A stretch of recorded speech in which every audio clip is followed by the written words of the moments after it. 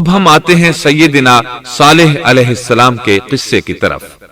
دن گزرتے گئے اور لوگ ایک بار پھر ابلیس لعین کے وسوسے میں آ کر کفر کی طرف پلٹ آئے، کیونکہ ابلیس کسی بھی شخص کو وسوسے میں ڈالے بغیر نہیں چھوڑتا۔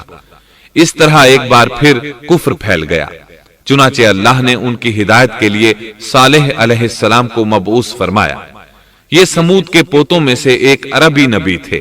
ان کا نسب نامہ اس طرح ہے: صالح بن عبید بن سیاف بن ماشق بن عبید بن حاضر بن سمود بن ارم بن سام بن نوح علیہ السلام۔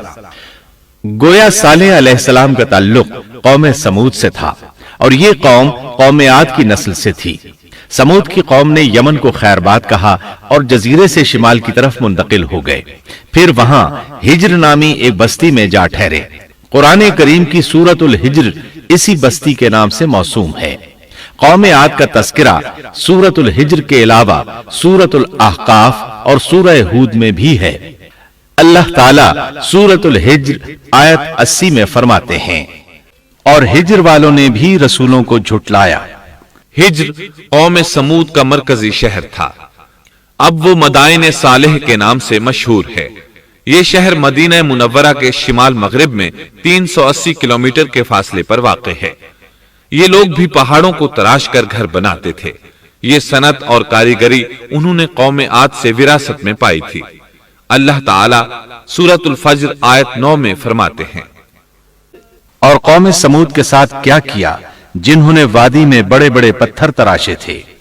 قرآن مجید میں اللہ تعالیٰ ایک مقام پر فرماتے ہیں: اور ہم نے قوم عاد اور سمود کو غارت کیا جن کے بعض مکانات آپ کے سامنے ظاہر ہیں۔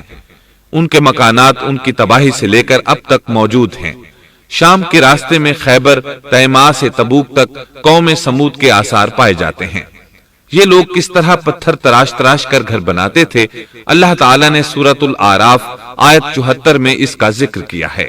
اس وقت کو یاد کرو جب اللہ تعالیٰ نے تمہیں قوم عاد کے بعد جانشین بنایا اور تمہیں زمین پر رہنے کا ٹھکانہ دیا کہ نرم زمین پر محل بناتے ہو اور پہاڑوں کو تراش تراش کر ان میں گھر بناتے ہو۔ سو اللہ کی نعمتوں کو یاد کرو اور زمین میں فساد مت پھیلاؤ۔ یہ آیت ان کی طاقت، جسم کی صلاحیت اور ماہر فن ہونے پر دلیل ہے۔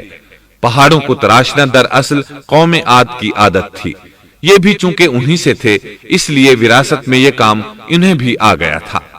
جس طرح اللہ نے عاد کو اپنی نعمتوں سے نوازا تھا، اسی طرح سمود کو ان سے بڑھ کر نعمتیں دی تھیں۔ اللہ تعالیٰ صالح علیہ السلام کی زبانی ان سے فرماتے ہیں: اے قوم سمود، کیا تمہیں ان چیزوں میں بے فکری سے رہنے دیا جائے گا، یعنی باغات، چشموں، کھیتوں اور کھجوروں میں جن کا خوشہ ملائم ہے، اور تم پہاڑوں کو تراش کر پرتکلف گھر بناتے ہو؟ پس اللہ سے ڈرو اور میرا کہنا مانو۔ لیکن ان لوگوں نے ہر طرح سے قوم عاد کی پیروی کی، نصیحت پکڑنے کی بجائے بتوں کی عبادت شروع کر دی۔ اللہ نے ان کے درمیان صالح علیہ السلام کو مبعوث فرمایا۔ آپ نبوت ملنے سے پہلے بھی عقل مند اور علم والے تھے، باعزت گھرانے سے تعلق رکھتے تھے، اپنے معاملات میں لوگ ان سے مشورے لیتے تھے، لہٰذا انہیں ایک خاص مقام حاصل تھا۔ لیکن جب آپ نے انہیں ایک اللہ پر ایمان لانے، اس کے سوا کسی کی عبادت نہ کرنے کی دعوت دی تو ان کا ساتھ چھوڑ گئے۔ جواب میں ان سے کہنے لگے: اے صالح، اس سے پہلے تو ہم تجھ سے بہت کچھ امیدیں لگائے ہوئے تھے۔ مطلب یہ کہ پہلے تو ہمارے نزدیک آپ کا بہت مرتبہ تھا، مقام تھا، ہمیں آپ سے بہت امیدیں تھیں، لیکن آپ نے تو یہ باتیں کہہ کر ہماری ساری امیدوں پر پانی پھیر دیا۔ ان کے اس جواب کے باوجود صالح علیہ السلام انہیں اللہ کی طرف بلاتے رہے اور ان سے کہتے رہے: اے میری قوم، اللہ کی عبادت کرو، اس کے سوا تمہارا کوئی معبود نہیں۔ تمام انبیاء کی اپنی اپنی قوم کو یہی دعوت تھی کہ اے لوگو، اللہ کی عبادت کرو، اسی نے تمہیں زمین سے پیدا کیا ہے، اسی نے تمہیں زمین میں آباد کیا ہے، اس سے معافی طلب کرو، یقیناً میرا رب قریب ہے اور دعاؤں کو قبول کرنے والا ہے۔ اے میری قوم، تم نیکی سے پہلے برائی کی جلدی کر رہے ہو، اللہ سے معافی کیوں نہیں مانگتے کہ تم پر رحم کیا جائے؟